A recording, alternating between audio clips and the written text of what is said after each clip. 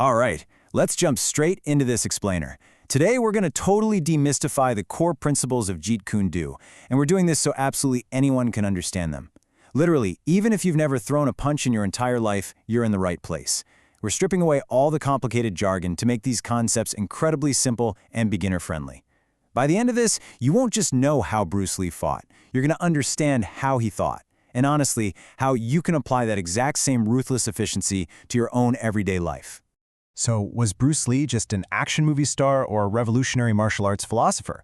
We're starting right here because to really get Jeet Kune Do, or JKD as we'll call it, we kind of have to look past the Hollywood flying kicks and the cool cinematic sound effects. We need to look at Bruce Lee as an absolute rebel. Picture a time when martial arts were treated almost like a rigid religion. Questioning a grandmaster's ancient form, that was basically unheard of. But Bruce Lee looked at that whole landscape and decided he was going to completely break martial arts out of those untouchable, outdated boxes. And that brings us to this incredible quote: absorb what is useful, reject what is useless, add what is essentially your own. This is literally the beating heart of JKD. It's a total game changer for how you approach conflict. See, JKD isn't some strict menu of moves you have to robotically memorize to get your next belt. It's an ongoing, personalized journey of hyper-efficiency.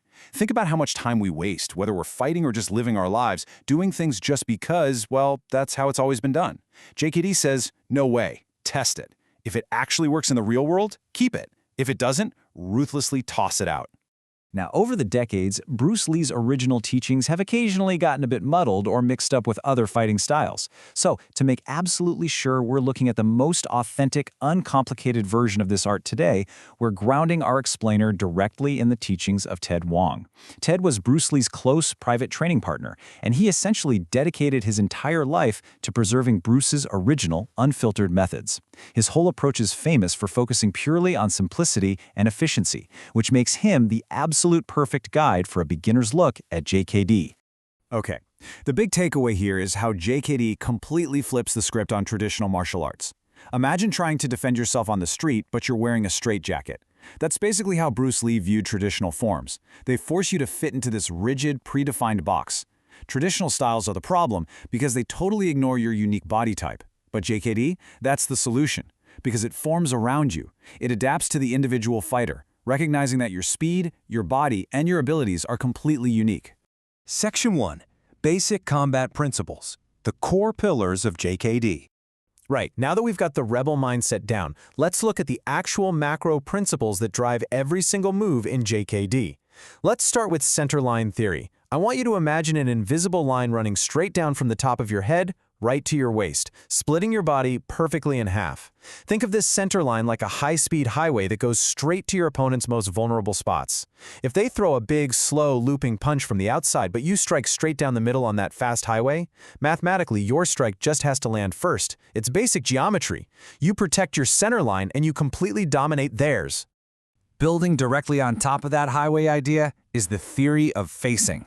By constantly facing your opponent head-on, keeping your center line pointed squarely at theirs, you're ensuring that all of your physical tools are instantly ready to go. Both hands, both feet, they're all locked, loaded, and an equal distance from the target. And why does this matter? Well, in a chaotic fight, cutting down the angles makes your life so much simpler. It severely limits how your opponent can attack you, which makes your own split-second defensive decisions incredibly fast and efficient. Which brings us to Bruce Lee's absolute obsession, economy of motion.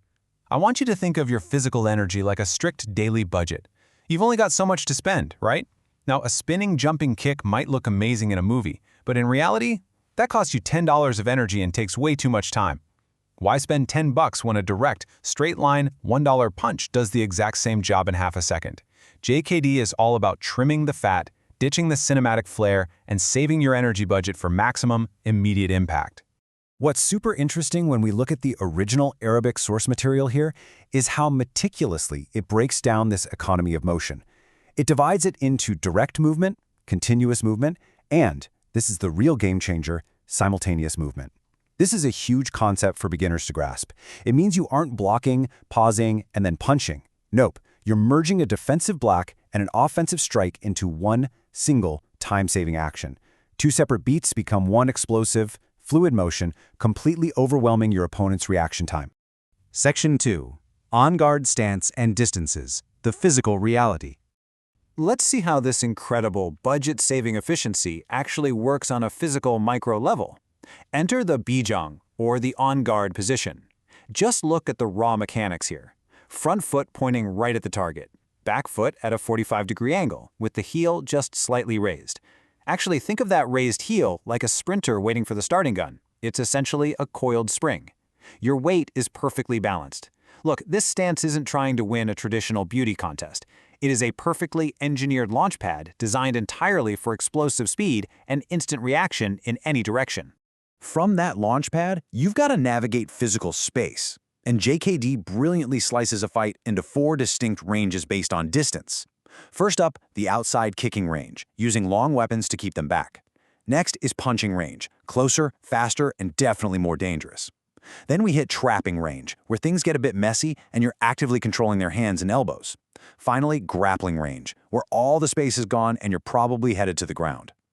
By mapping it out like this, JKD takes total, unpredictable chaos and turns it into a structured, highly navigable landscape.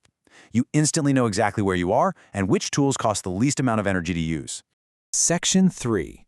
Simultaneous Attack and Defense. The JKD Difference. Okay, we are now hitting the absolute climax of JKD theory. This is the big aha moment where beginners realize that in Jeet Kune Do, the absolute best defense is actually a highly aggressive offense. We call this intercepting, executed through techniques like stop kicking and stop punching. Instead of just passively taking a hit on your arm, absorbing that energy, and then waiting for your turn to punch back, you intercept them. You launch your kick or punch while they are still moving towards you. Psychologically and physically, there is no way to understate how devastating this is. You are literally attacking their attack, completely wrecking their momentum before they even reach you. And the source text visualizes this perfectly. This completely shatters that passive 1-2 block then attack rhythm that you see in so many traditional martial arts. It replaces it with an active, simultaneous interception. Now sure, pulling this off takes great timing and hyper-awareness, but it is absolutely the purest expression of that economy of motion we talked about earlier. You're entirely bypassing the defense phase. You're defending and attacking in one single incredibly efficient heartbeat. So what should you really take away from all this? At the end of the day, Jeet Kune Do is about profound personal expression and absolute, ruthless efficiency. It's about stripping away every single thing that doesn't work, just to uncover what truly does. Which really leaves us wondering, how can we take Bruce Lee's philosophy of cutting out the useless noise and apply it to everything we do? Where else in your life are you blindly following a rigid, traditional style that you'd be way better off without? Definitely something to think about.